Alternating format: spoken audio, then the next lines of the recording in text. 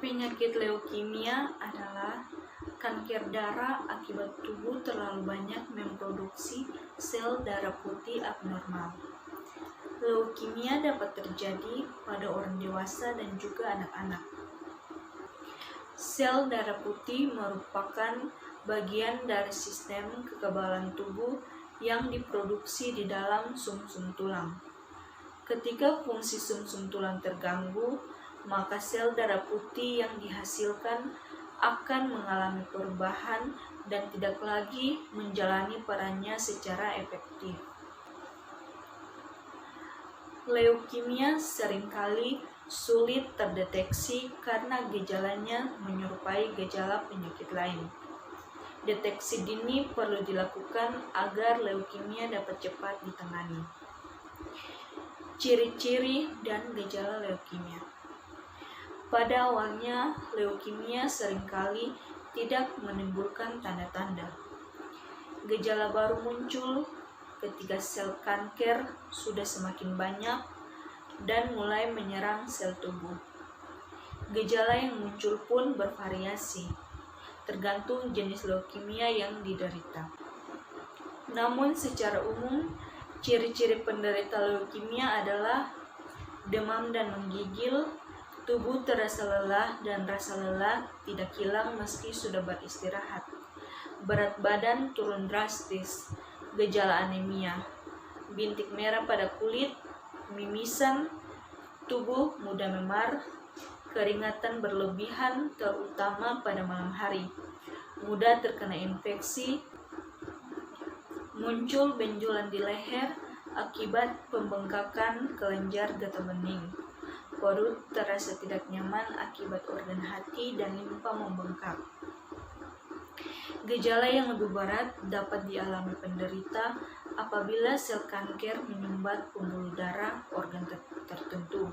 Gejala yang dapat muncul meliputi sakit kepala hebat, mual dan muntah, otot hilang kendali, nyeri tulang, linglung, dan kejang-kejang.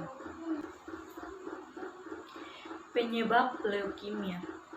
Penyakit leukemia disebabkan oleh kelainan sel darah putih di dalam tubuh dan tumbuh secara tidak terkendali.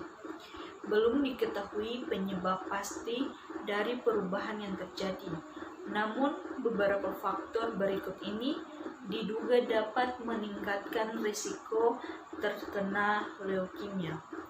Faktor risiko yang dimaksud meliputi memiliki anggota keluarga yang pernah menderita leukemia, menderita kelainan genetika seperti Down syndrome, memiliki kebiasaan merokok, pernah menjalani pengobatan kanker dengan kemoterapi dan radioterapi, bekerja di lingkungan yang terpapar bahan kimia. Komplikasi leukemia. Leukemia dapat menyebabkan komplikasi jika penanganan tidak segera dilakukan.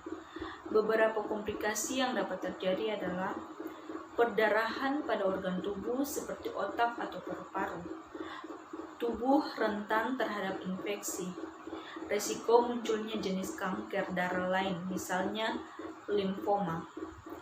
Komplikasi juga dapat terjadi akibat tindakan pengobatan yang dilakukan. Berikut ini beberapa komplikasi akibat pengobatan leukemia.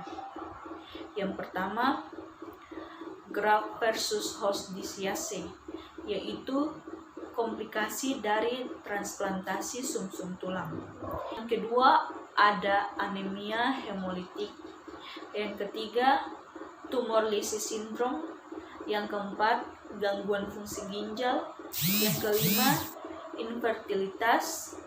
Dan yang terakhir, sel kanker muncul kembali setelah penderita menjalani pengobatan. Pencegahan leukemia.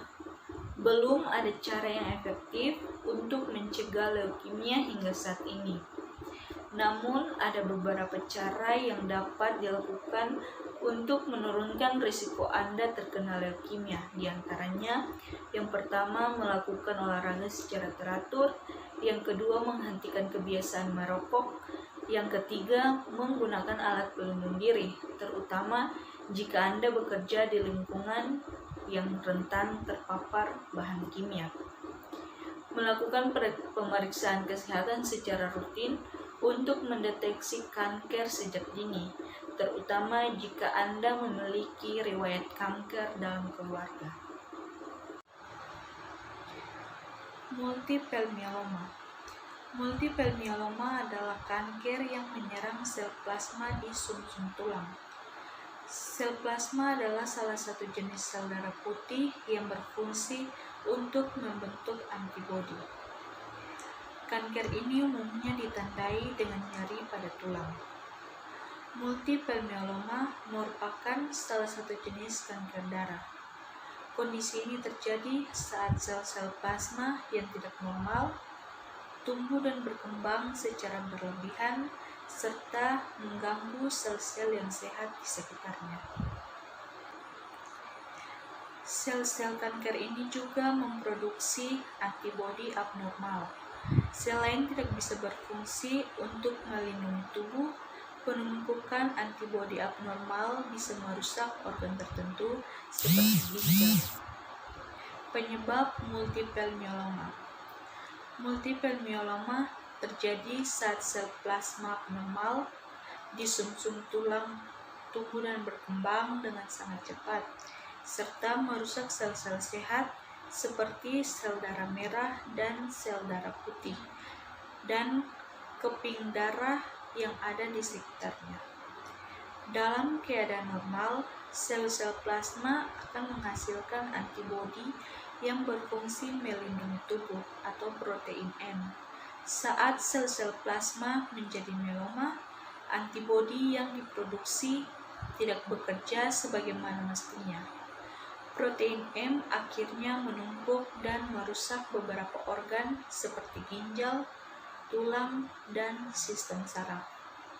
Penyebab multiple myeloma belum diketahui secara pasti.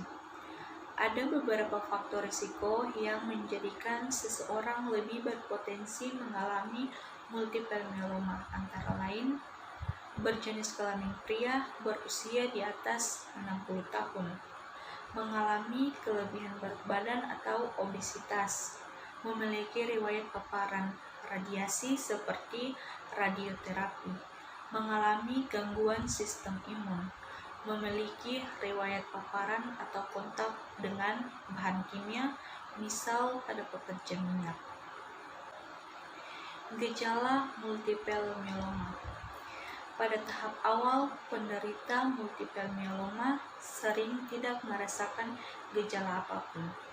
Namun, seiring perkembangan penyakit, dapat muncul sejumlah gejala berikut.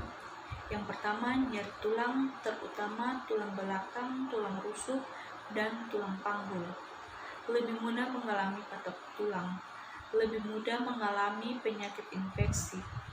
Tungkai kaki terasa lemas hingga mati rasa. Mudah timbul memar di kulit, mimisan, atau gusi berdarah. Mual dan muntah, tidak nafsu makan, berat badan menurun drastis, anemia, sakit perut dan sembelit, sering merasa lelah dan lemas tanpa diketahui sebabnya, sakit kepala, pandangan kabur, menjadi linglung dan kebingungan. Komplikasi multiple myeloma.